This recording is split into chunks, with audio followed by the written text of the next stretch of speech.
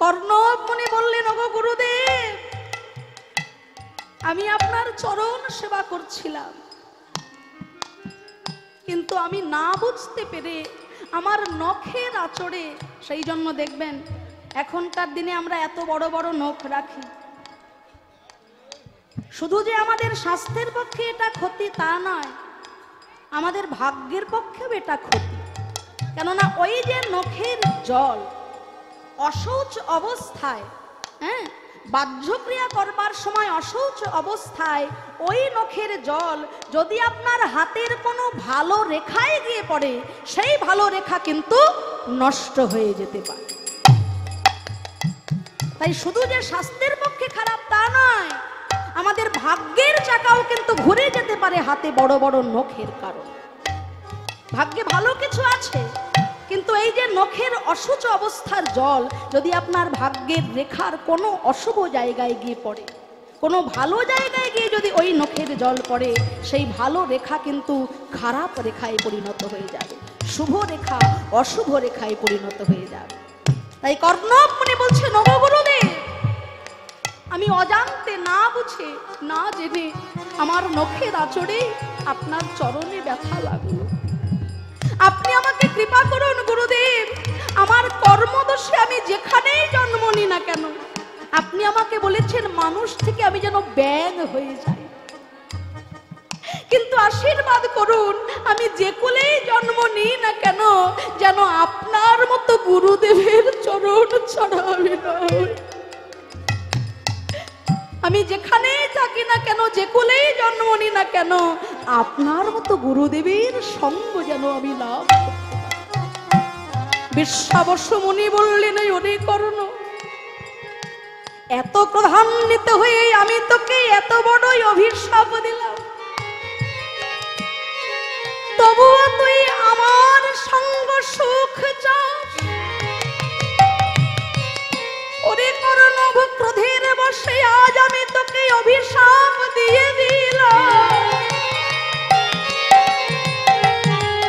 কিন্তু অভিশাপের সাথে সাথে আমি তোকে একটা আশীর্বাদ করে রাখলাম। খুব তাড়াতাড়ি আসবে ত্রেতা যুগ, ত্রেতা যুগে মর্যাদা পুরুষোত্তম শ্রী রামচন্দ্র যখন জন্ম নেবেন, সেই রামচন্দ্রের চরণ পরশে তোর এই ব্যাঙ জন্ম হতে মুক্তি লাভ করে তুই আমার রামচন্দ্রের চরণ তলে আশ্রয় নিবি। নিতাই গৌর হরি বল, হরি বল। তোর আর কোনো কষ্ট থাকবে না রে, তুই ব্যাঙ হয়ে জন্ম নিবি বটে, কিন্তু যখন আমার ভগবান রামচন্দ্র জন্ম নেবেন, একদিন তার চরণ স্পর্শে তুই এই ব্যাঙ জন্ম হতে মুক্তি লাভ করবি, আবার তুই আমার কাছে আস। চলে গেল সত্যযুগ, এলো ত্রেতা যুগ, মর্যাদা পুরুষোত্তম ধর্মের অবতার শ্রী রামচন্দ্র জন্মগ্রহণ করলেন। রাজা দশরথের ঘর আলো করে জন্ম নিলেন ভগবান, কিন্তু মন্থরার কুপরামর্শে কইকেয়ীর কথা রাখবার জন্য রাজা দশরথ দুঃখ ভরা চিত্তে আদেশ দিলেন, ওরে রাম, তোমার এই সৎ মায়ের কুপরামর্শে আজ আমি তোমাকে 14 বছরের জন্য বনবাসে পাঠাতে বাধ্য হচ্ছি। রামচন্দ্র চলে গেলেন 14 বছরের জন্য বনবাসে। কত দুঃখ, কত কষ্ট, কত বেদনা সহ্য করতে হলো স্বয়ং ভগবানকে, মা সীতা দেবী ভাই লক্ষ্মণকে সঙ্গে। একদিন এমনও ঘটনা ঘটে গেল যে তার প্রাণ প্রিয় স্বর্গলক্ষ্মী সীতা দেবী রাবণ তাকে হরণ করে নিয়েছিল। সীতা দেবীর অদর্শনে সীতা দেবীকে হারিয়ে রামচন্দ্র পাগলের মতো ক্রন্দন করতে লাগলেন। এই বন ওই বন ঘুরে ঘুরে পাগলের মতো ঘুরে বেড়াচ্ছে। অবশেষে কোথাও খুঁজে না পেয়ে একটা গাছের তলায় শ্রীরামচন্দ্র তার ধনুকটাকে মাটিতে রেখে সেই ধনুকের উপরে নিজের মুখটাকে হেলান দিয়ে, এরকম ভাবে আমরা চিন্তা করি না, আমরা গালে হাত দিয়ে চিন্তা করি। সীতা দেবীকে হারিয়ে প্রভু রামচন্দ্র ধনুকটাকে মাটিতে রেখে ধনুকের উপর মুখটা রেখে চিন্তা করছেন শ্রী রামচন্দ্র যে কেমন ভাবে আমি সীতাকে উদ্ধার করব। এই চিন্তা করতে করতে শ্রী রামচন্দ্রের দুটি নয়ন হতে নয়ন জলে বক্ষ তার ভেসে যাচ্ছে। ভাই লক্ষণ দূর থেকে দেখছে দাদা কাঁদছে, দাদার চোখের জলই ভেসে যাচ্ছে তার বক্ষ। কিন্তু একই একটা আশ্চর্য ঘটনা, কি না দাদার চোখের জল চোখ থেকে গড়াতে গড়াতে যখন বক্ষ দেশ থেকে যাচ্ছে তখন সেটা জল থাকছে, কিন্তু সেই জল যখন চরণ থেকে বেয়ে যাচ্ছে তখন সেই জল রক্তের আকার ধারণ করছে। ভাই লক্ষণ চমকে গেলেন, কি দাদা কাঁদছে, চোখ থেকে জল বেরোচ্ছে, কিন্তু চোখের নিচ থেকে যখন জল চরণ হয়ে বেয়ে যাচ্ছে রক্তের নদী হয়ে যাচ্ছে। এর কেমন করে ঘটে গেল? কি আশ্চর্য ঘটনা!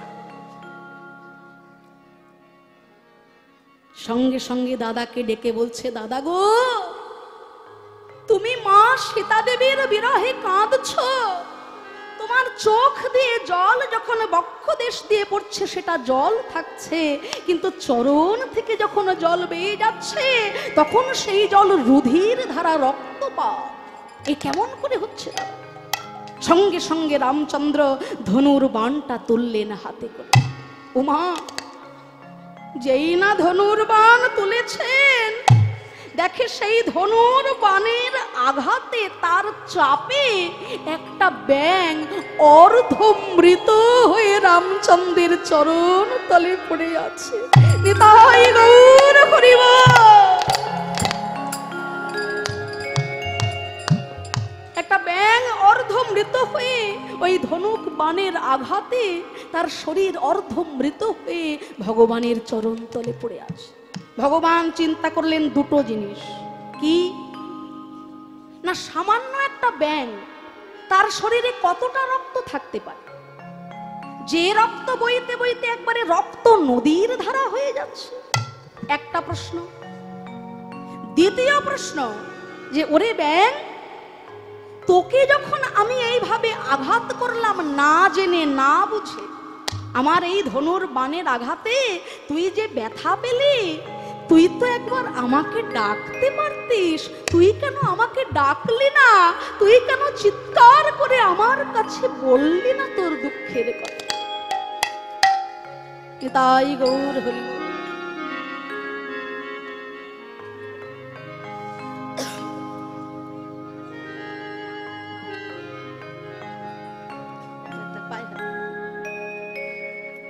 তাহলে প্রভু রামচন্দ্র বলেন, ওরে ব্যাঙ, তুই যে ব্যথা পেলি, তুই কেন আমাকে ডাকলি না? আমি যে তোকে অজান্তে ব্যথা দিলাম, কষ্ট দিলাম, তুই কেন আমাকে ডাকলি না? ব্যাঙ বলে, হে প্রভু রামচন্দ্র, সাপে যখন আমাকে ধরে আমি তোমায় ডেকে বলি, হে ভগবান তুমি আমায় রক্ষা করো। এখন তুমি আমাকে ধরেছ, আমি কাকে ডাকবো, কার কাছে আশ্রয়? সাপ যখন আমাকে ধরে আমি প্রাণপণে তোমায় ডেকে বলি, হে ভগবান তুমি আমায় রক্ষা করো, আমায় বাঁচাও। আজকে তুমি আমাকে ধরেছ, আমি কার কাছে আশ্রয় চাইবো, আমি কার কাছে গেলে আশ্রয় পাবো? তাই আমি চুপ করে সহ্য করছি এই যন্ত্রণা, কেননা তোমার হাতে যদি আমার মরণ না হয় আমি তো গুরু সেবা করতে পারবো না। কে তুমি সব জানো ভগবান, তবু আমি বলছি আমি সেই কর্ণ মুনি।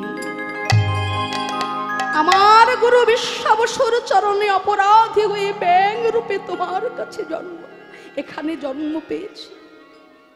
আমার গুরুদেবের কৃপা বলে তুমি যদি আজকে আমাকে না আঘাত করে না মারতে, তাহলে আমার এই ব্যাঙ জন্ম থেকে উদ্ধার হয়ে আমি তোমার চরণে আশ্রয় পেতাম না।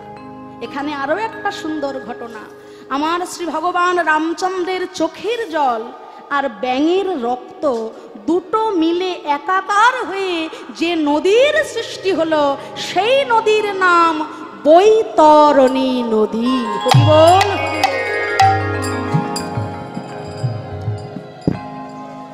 ভগবানের চোখের জল ব্যাঙের রক্ত দুটো মিলেমিশে একাকার হয়ে যে নদীর সৃষ্টি, তাকে বলা হয় বৈতরণী নদী। ভগবান বললেন, ওরে ব্যাঙ, তাহলে আমি তোকে কষ্ট দিলাম না জেনে না বুঝে, আমার আঘাতে তোর মৃত্যু হয়ে যাবে আজকে, আমি তোকে বাঁচাতে পারছি না। তুই মৃত্যুর আগে আমার কাছে বল, তুই আমার কাছে কি কিছু চাস? ব্যাঙ বলেছে, হে মর্যাদা পুরুষোত্তম শ্রী রামচন্দ্র, মৃত্যুর আগে তোমার চরণে আমার এই নিবেদন, আগত জন্মে তুমি আমায় যেখানেই জন্ম দাও না কেন, যেন আমার গুরুদেবের সঙ্গ ছাড়া করো না। হে হরি বল, হরি বল। যেন আমি গুরুর সঙ্গ করতে পারি, না সঙ্গ ছাড়া করো না। হে গুরুদেবের সঙ্গ করতে পারি, যেন সঙ্গ ছাড়া করো না। যেন আমি গুরুর সঙ্গ করতে পারি।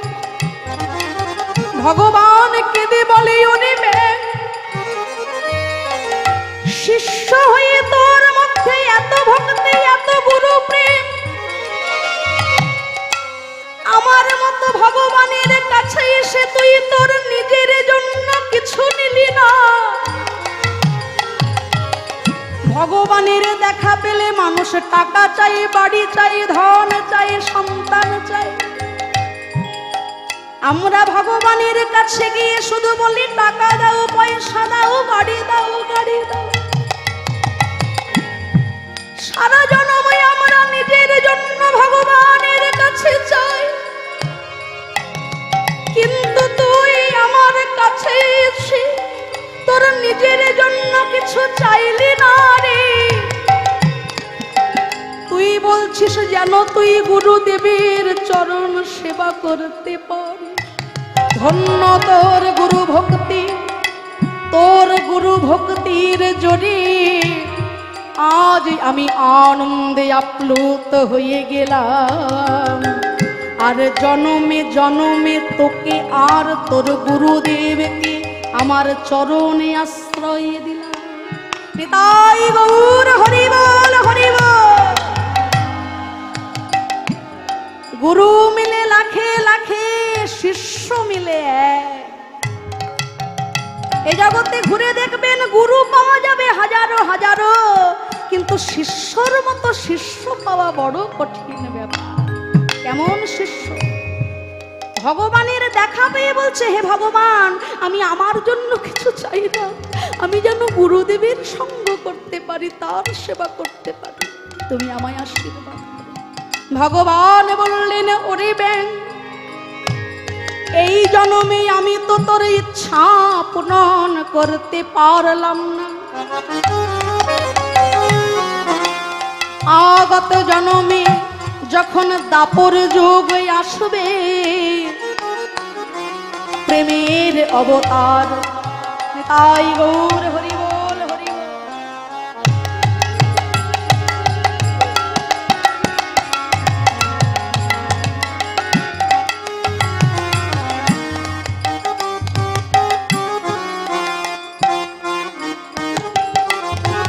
তাই গৌর হরি বল।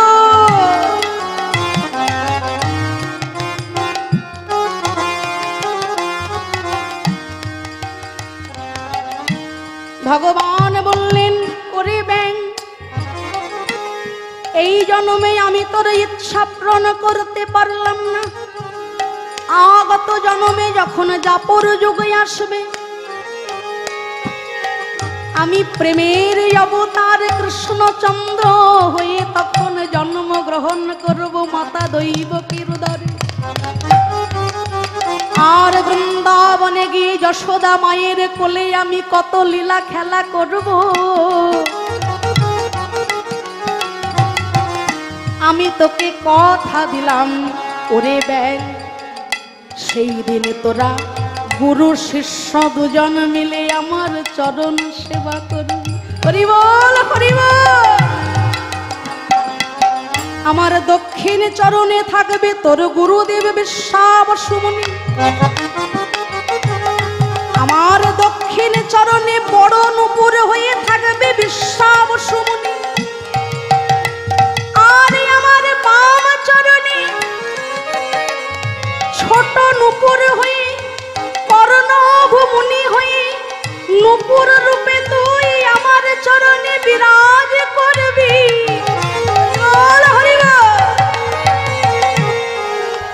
তাই তাপর যুগে আমি যখন কৃষ্ণ ভগবান হয়ে লীলা করব, এক চরণে থাকবে তোমার গুরুদেব, এক চরণে থাকবে তুমি আমার তার শিষ্য। তোমরা গুরু শিষ্য দুজন মিলে আমার চরণ সেবা ব্রতী থেকো। আমি এই আশীর্বাদ করি তোমাদের, চরণ সেবায় ব্রতী থেকো।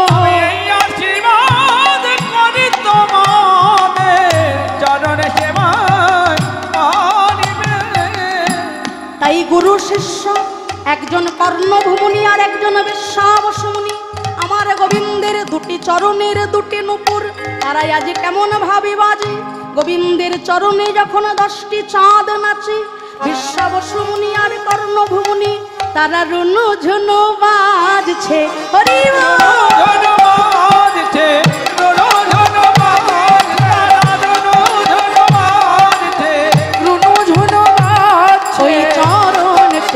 সোনার নুপুর রুনু ঝুনু বাজ, রাখা চরণ পেয়ে সোনার নুপুর রুনু ঝুনু বাজছে।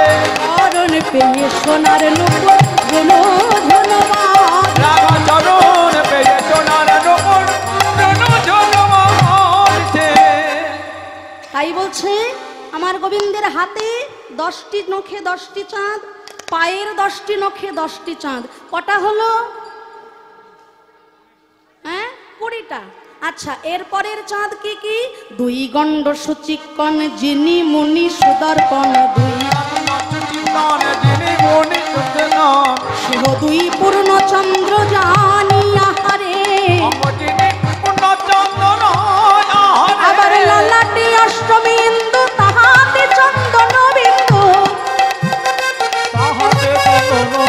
সে হয় এক পূর্ণ চন্দ্র মানিয়া হারে,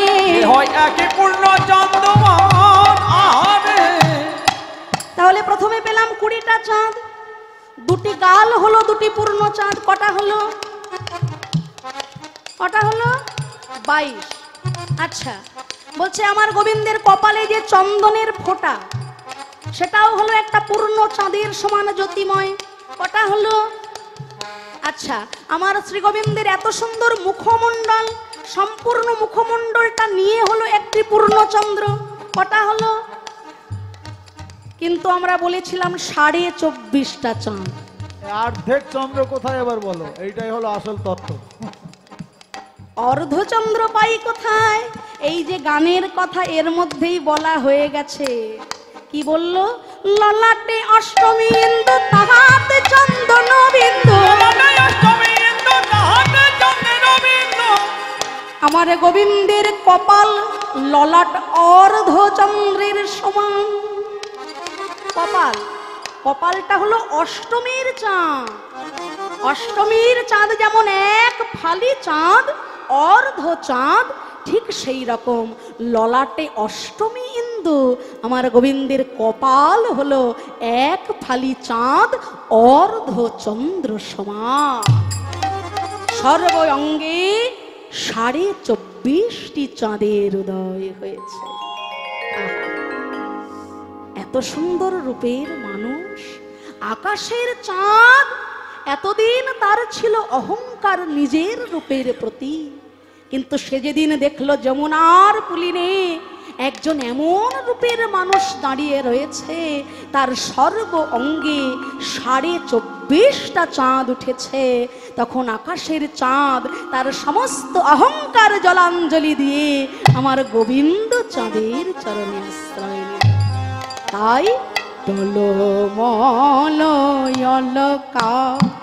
আবৃত মুখ ঝলকই, টলমল অলকা আবৃত মুখ ঝলক, ভাঙ কি ধনু আধুনান সজনী রে, ভাঙ কি ধনু আধুনান মরমী রে, ভাঙ কি ধনবাদন সজনী রে, ভামা কি ধনবাদন আহমরে। আমি এই এখনি দেখে এলাম, আমি এই এখনই দেখে এলাম, ওই যমুনায় জল আনতে গিয়ে এই এখনি দেখে এলাম। যমুনায় জল আনতে গিয়ে এই এখনই দেখে এলাম। টলমলয় অলকা আবৃত মুখ ঝলকই, আমার গোবিন্দের কপালে যে অলকা, অলকা যখন টলমল টলমল করছে, আমার মতো এই বৃন্দাবনে শত শত ব্রজ ললনার কুল কলসি ডুবে যাচ্ছে ওই গোবিন্দ রূপের সাগরে। হরি বল হরি বল।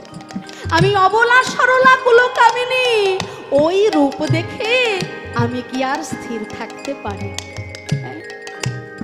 গোবিন্দ রূপের কথা শ্রীমতী রাধারানী, যিনি গোবিন্দের লাদিনী শক্তি, তিনি এক মুখে বলে শেষ করতে পারেন না, ব্রহ্মা চতুর্মুখে বলে শেষ করতে পারে না, শিব পঞ্চমুখে বলে শেষ করতে পারে না, আর আমার মতো অধম নরকের কীট হতভাগ্য কলির জি কেমন করে বলবে সেই রূপের কথা?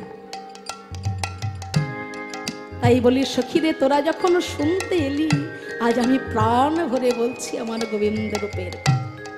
বলছে ভাঙ কি ধনু ধনু, আমার গোবিন্দের কপাল ওই ভুরুখানি মনে হচ্ছে যেন ধনুর বাণ ধরেছে। ধনুর বাণ দিয়ে যেভাবে বধ করে, আমার গোবিন্দের কপালের ওই ভুরু যেন ধনুর বাণ। হ্যাঁ, তাতে শুধু তাই নয়, ওই ধনুর বাণ দিয়ে কি করে জানিস? কুলমতি ভারত বিমোচন লোচন, কুলমতি ভারত বিমোচন লোচন, বিষম কুসুম সরবান রে, প্রাণ সখী রে,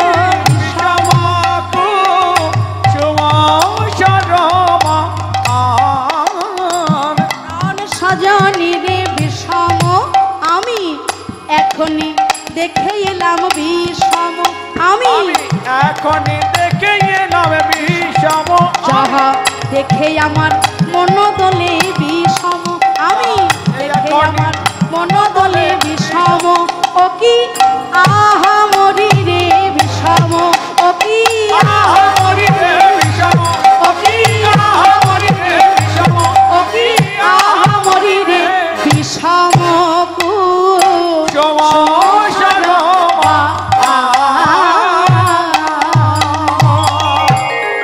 বান্ধুলি বন্ধু অধরে মধুমাখল, বান্ধুলি মধু অধরে মধুমাখল, বান্ধুলি বন্ধু অধরে মধুমাখল, বান্ধুলি বন্ধু অধরে মধুমাখল। ভগবান শ্রীকৃষ্ণ কত লীলা করলেন মধুময় বৃন্দাবনে। বৃন্দাবনের লীলা সঙ্গ করে তিনি করলেন কুরুক্ষেত্রের যুদ্ধ। শ্রীকৃষ্ণ যখন কুরুক্ষেত্রে যুদ্ধ করলেন, কি জন্য করলেন? প্রথমেই বললেন, यदा यदा हि धर्मस्य ग्लानिर्भवति भारत अभ्युत्थानं धर्मस्य तदात्मानं सृजाम्यहम् परित्राणाय साधूनां विनाशाय च दुष्कृतं धर्मो संस्थापनार्थाय संभवामि युगे।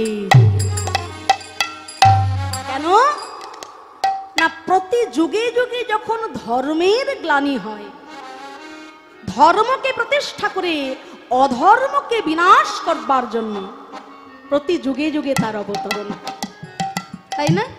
প্রতি যুগে যুগে ধর্মকে রক্ষা করবার জন্য আর অধর্ম থেকে সাধুদেরকে বাঁচিয়ে আনার জন্য ভগবান জগতে আসে।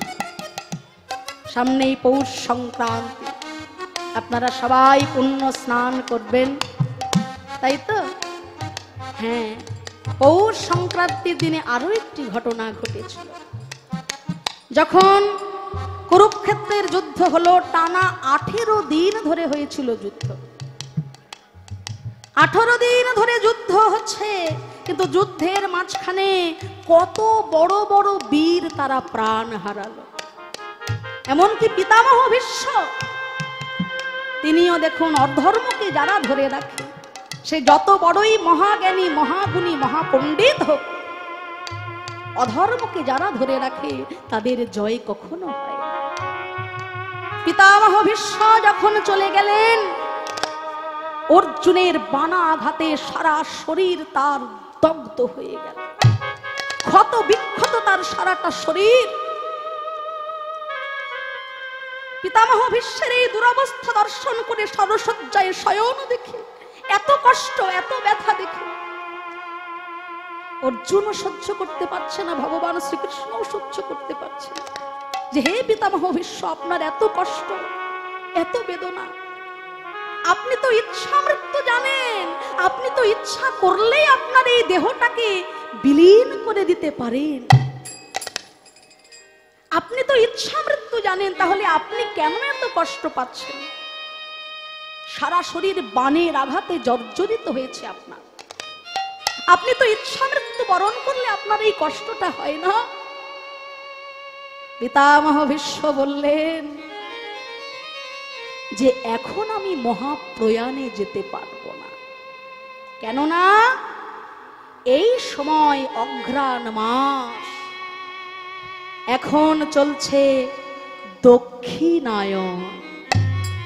সূর্য যখন বিষুব রেখায় যায়, দেখবেন 6টা 12টা মাস, এই 12টা মাসের মধ্যে 6টা মাস থাকে দক্ষিণায়ন, 6টা মাস থাকে উত্তরায়ণ, তাই তো? মাঘ, ফাল্গুন, চৈত্র, বৈশাখ, জ্যৈষ্ঠ, আষাঢ়, এই 6 মাস হচ্ছে উত্তরায়ণ। উত্তরায়ণ মানে এই উত্তরায়ণের সময় দেবতাদের দিন দরজা খোলার সময়। দেবতারা এই 6টা মাস ঘুম থেকে জাগরিত হয়, তাদের দরজা খুলে যায়। দেবতাদের দিন হচ্ছে এই উত্তরায়ণ কাল, মাঘ, ফাল্গুন, চৈত্র, বৈশাখ, জ্যৈষ্ঠ, আষাঢ়। এইবার শ্রাবণ, ভাদ্র, আশ্বিন, কার্তিক, অঘ্রাণ, সামনে 1 মাস পৌষ। এই সময় হলো দেবতাদের রাত। এখন দেবতারা দরজা বন্ধ করে ঘুমিয়ে আছে। এই 6টা মাস হলো দক্ষিণায়ন। এখনো সামনে আরো একটা মাস বাকি। আমি যদি এখনই চলে যাই তাদের কাছে, দেবতাদের কাছে গিয়ে আমাকে অপেক্ষা করতে হবে তাদের দরজার সামনে, তাদের সঙ্গে আমি মিলিত হতে পারবো না। কেন না, এখন তারা ঘুমোচ্ছে, এখন তাদের জাগার সময় নয়। তাই কষ্ট করে হলেও আমার পতিত পাবনী মা গঙ্গার তীরে শয়ন করে আমি এখন কৃষ্ণ বদন দর্শন করব, এটাই আমার সুখ। কারণ আমি যদি এখন মহাপ্রয়াণে যাই তাহলে দেবতাদের দরজায় গিয়ে আমাকে অপেক্ষা করতে হবে। একটা জিনিস লক্ষ্য করুন মায়েরা, শ্রী রামচন্দ্র যখন দুর্গা পুজো করেছিলেন রাবণ বধ করবার জন্য, সেটা কোন সময়? হ্যাঁ হ্যাঁ, আমাদের সর্বশ্রেষ্ঠ উৎসব, মনে রাখলে হবে। শ্রী রামচন্দ্র যখন দুর্গা পুজো করলেন সেই সময়টাকে বলা হলো কি? অকাল বোধন। কেন না তখন আশ্বিন মাস, দক্ষিণায়ন, দেবদেবীর ঘুমনোর সময়। কিন্তু ভগবান রাবণকে বধ করতে হবে, তার সেই কার্য সিদ্ধির জন্য অসময়ে মাকে জাগরিত করে পুজো করলেন। সেই জন্য আশ্বিন মাসের দুর্গা পুজোকে বলে অকাল বোধন। তাহলে অসময়, যখন ভগবান ঘুমিয়ে আছেন, দেবী ঘুমিয়ে আছেন, তখন তাকে জাগরিত করে তার পুজো করতে হলো। সেই জন্য রামচন্দ্রের আশ্বিন মাসের পুজোকে বলা হলো অকাল বোধন। কিন্তু যেটা আমাদের আদি দুর্গা পুজো, রাজা সুরথ যে দুর্গা পুজোটা করেছিলেন, যাকে আমরা বাসন্তী পুজো বলে জানি, সেই পুজোটা কখন হয়? বাহ, সেই পুজোটা কিন্তু হয় চৈত্র মাসে। সেই সময় কি অকাল বোধন হয়? সেই পুজোয় কিন্তু, বাসন্তী পুজোয় কিন্তু অকাল বোধন হয় না। কেন না ওই সময় উত্তরায়ণ, ভগবান দেব দেবী আপনা আপনি জেগে আছেন। তখন তাদের দিন, ঘুমানোর সময় নয়, তখন তারা আপনা আপনি জেগে আছেন ওই চৈত্র মাসে। সেই জন্য বাসন্তী পুজো, দুর্গা পুজোর সময় অকাল বোধন হয় না। কিন্তু আশ্বিন মাসে পুজোর সময় যেহেতু ভগবান ঘুমিয়ে আছেন, তাই অকাল বোধন করে তাকে জাগরিত করে, বোধন মানে জাগরিত করা, তাকে জাগরিত করে তার পুজো করা। তাই পিতামহ ভীষ্ম বললেন, এখন যদি আমি মহাপ্রয়াণে যাই, 2 মাস ধরে আমাকে দেবতাদের দরজার সামনে অপেক্ষা করতে হবে, কারণ এখন তারা ঘুমোচ্ছে।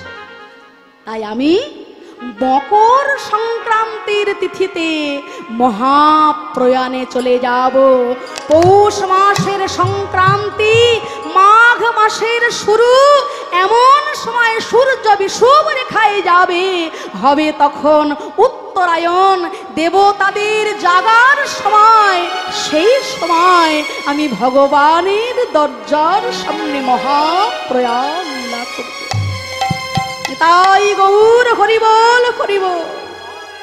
তাই সেই মহাপ্রয়াণ করলেন তিনি মকর সংক্রান্তি তিথিতে। সামনেই আসছে মকর সংক্রান্তি, তাই তো মা? পুণ্য স্নান আপনারা সবাই করবেন। না জেনে, না বুঝে, জানতে অজান্তে কত পাপ, কত অপরাধ, কত বৈষ্ণব অপরাধ আমরা করে থাকি।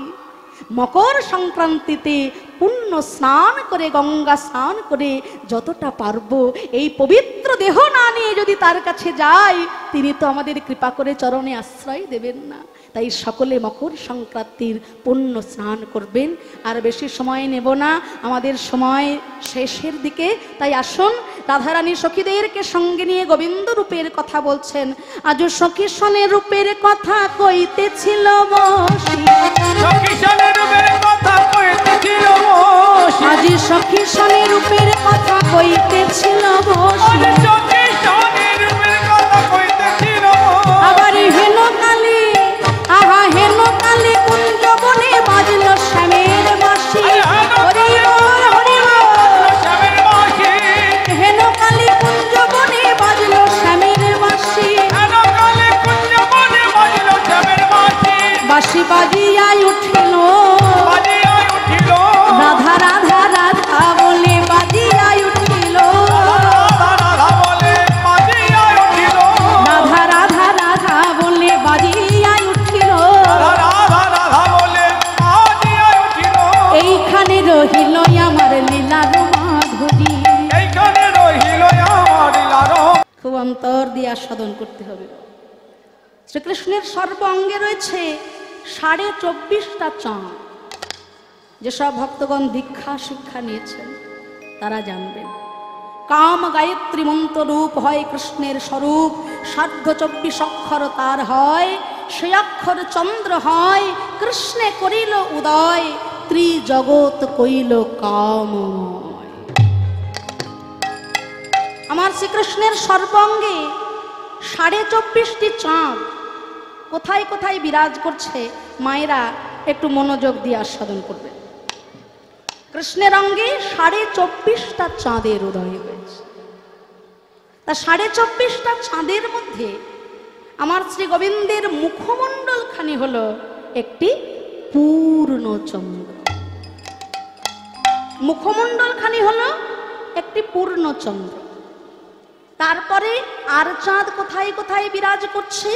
2 গণ্ড সূচিকণ, যিনি মুনি সুদর্পণ। 2 গণ্ড সূচিকণ, যিনি মুনি সুদর্পণ। সেহ 2 পূর্ণ চন্দ্র জানি সখী গো। সে যে 2 পূর্ণ চন্দ্র জানি সখী গো। ভালো করে আস্বাদন করতে হবে মায়েরা। আমার শ্রী প্রাণ গোবিন্দের বদন একটা পূর্ণচন্দ্র, 2টি গাল, 2 গণ্ড সূচিকণ, যিনি মুনি সুদর্পণ। সেহ 2 পূর্ণচন্দ্র জানি। আমার প্রাণ গোবিন্দের যে 2টি গাল সেটিও হলো 2টি পূর্ণচন্দ্র। আর চাঁদ কোথায়? করনখ চাঁদের ঠাট, বংশীর উপর করে নাট। করনখ চাঁদের ঠাট, বর্ষির উপর করে নাট। তার গীত মুরলীর তান সখী গো। আবার পদনখ চন্দ্রগণ তলে করে নার তান। পদনখ চন্দ্রগণ তলে করে নার তান।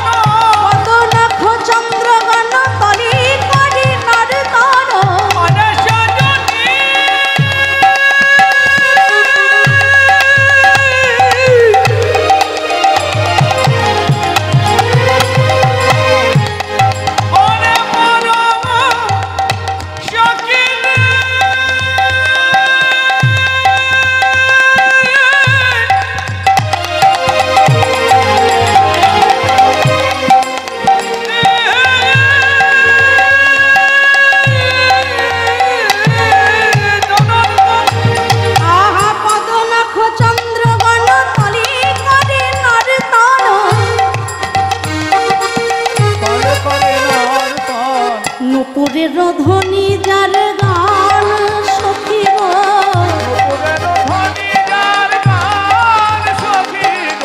রুনু ঝুনু বাজিছে, রুনু ঝুনু বাজিছে, রুনু ঝুনু বাজিছে। চরণ পেয়ে সোনার নুপুর রুনু ঝুনু বাজিছে। চরণ পেয়ে সোনার নুপুর রুনু ঝুনু বাজিছে। মায়েরা একটু ভালো করে এবার গুনতে হবে, কিন্তু শুধু শুনলে হবে না, গুনতে হবে। আমার শ্রীকৃষ্ণের অঙ্গে 24.5টা চাঁদ কোথায় কোথায় বিরাজ করছে সেটা আমাদের শুনতে হবে। প্রথমে বলা হলো আমার প্রাণ গোবিন্দের 2টি হাত, করনখ চাঁদের ঠাট, বংশীর উপর করে নাট, তার গীত মুরলীর তান। অর্থাৎ আমার শ্রী গোবিন্দ যখন মোহন ও মুরলী হাতে নিয়ে বাঁশি বাজান, তখন আমার শ্রী গোবিন্দের হাতে যে 5টি করে 10টি আঙুল আছে, ওই 10টি আঙুলে 10টি নখের মধ্যে 10টি চাঁদ বিরাজ করে। ওই 10টি চাঁদ যখন মনের আনন্দে নৃত্য করে, তখন আমার গোবিন্দের হাতে ওই মোহন ও মুরলী বেজে ওঠে, বিশ্ব ব্রহ্মাণ্ড আলোড়িত হয়ে যায়। 10টি চাঁদ হলো। তারপর কি না, পদনখ চন্দ্রগণ তলে করে নর্তন। এদিকে হলো 10টি হাতে চাঁদ, আবার পায়ে যে 5টি করে 10টি আঙুল আছে, ওই 10টি আঙুলের 10টি নখের মধ্যে 10টি চাঁদ নৃত্য করে। পায়ের আঙুলে যে 10টা চাঁদ নাচে, পায়ের আঙুলে নখের মধ্যে যে 10টা চাঁদ নাচে, ওই 10টা চাঁদ যখন নৃত্য করে, তখন আমার প্রাণ গোবিন্দের চরণে নুপুর রুনু ঝুনু বাজছে।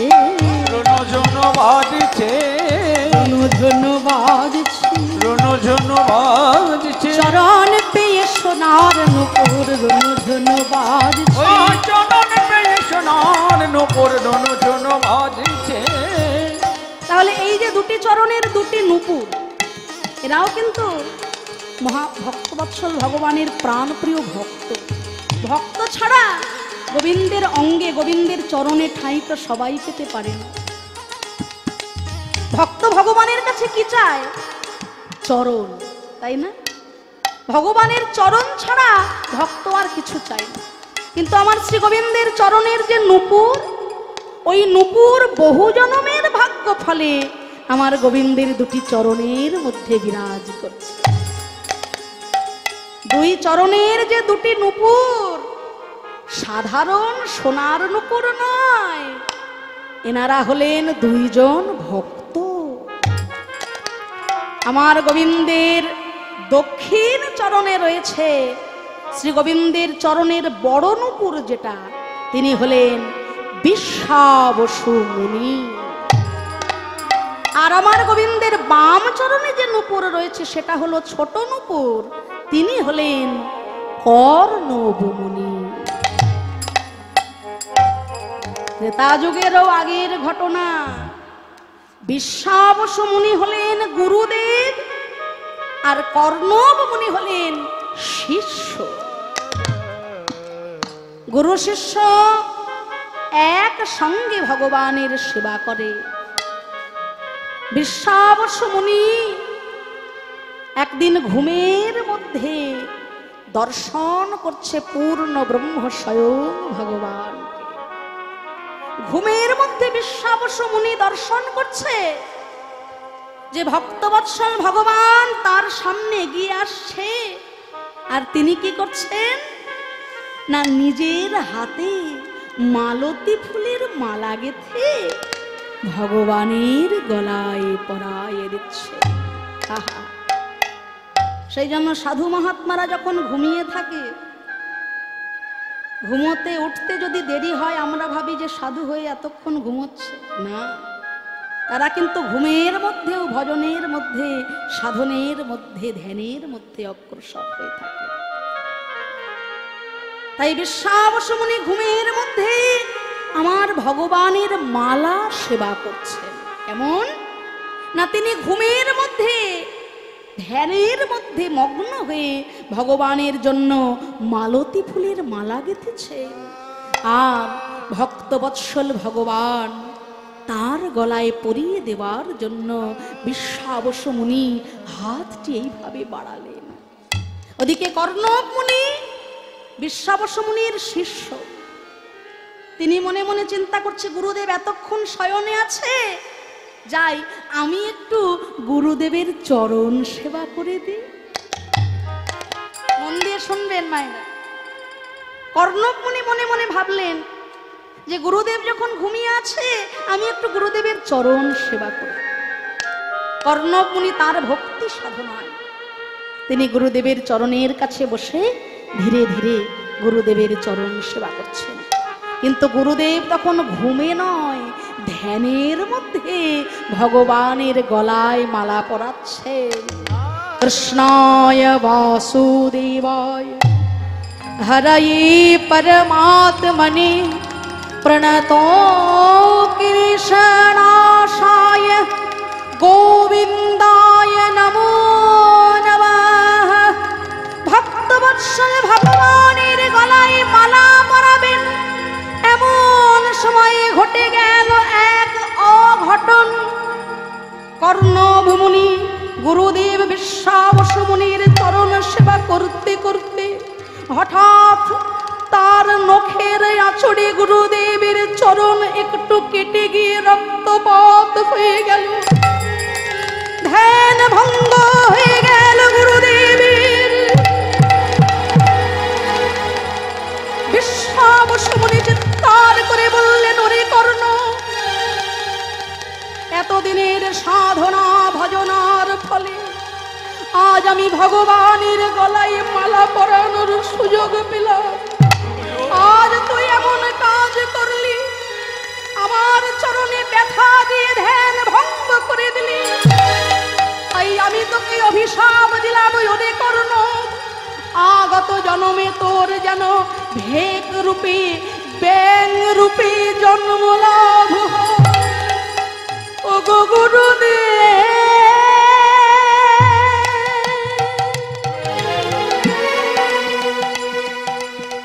ও গো গুরুদেব,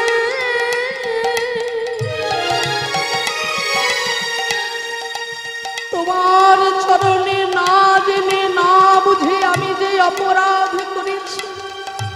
তার জন্য তুমি আমায় যা শাস্তি দাও আমি আমার মাথা পেতে গ্রহণ করব, কিন্তু তোমার চরণে আমার এই নিবেদন, যেন চরণ ছাড়া করুণা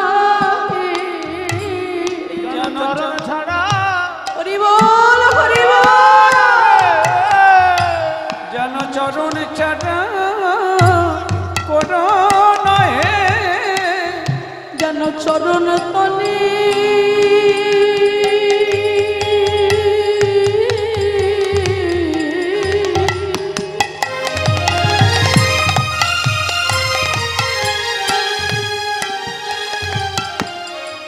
যেন চরণ তলে আশ্রয় দিও, নানা আমায় চরণ ছাড়া করুণা চরণ তলে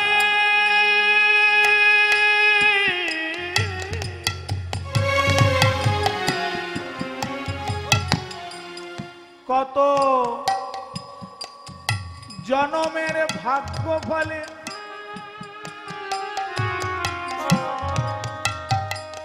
কত জনমের ভাগ্য ফলে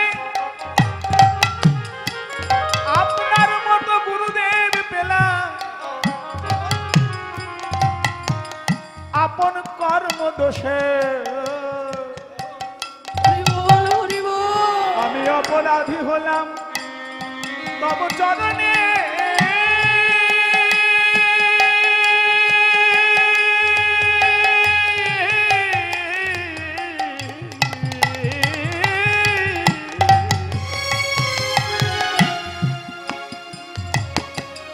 তব চরণে এই মিনতি জানাই রাখি, যেন জনমে জনমে জীবনে মরণে আপনার চরণের দাস হয়ে থাকতে পারি। ওহে গুরুদেব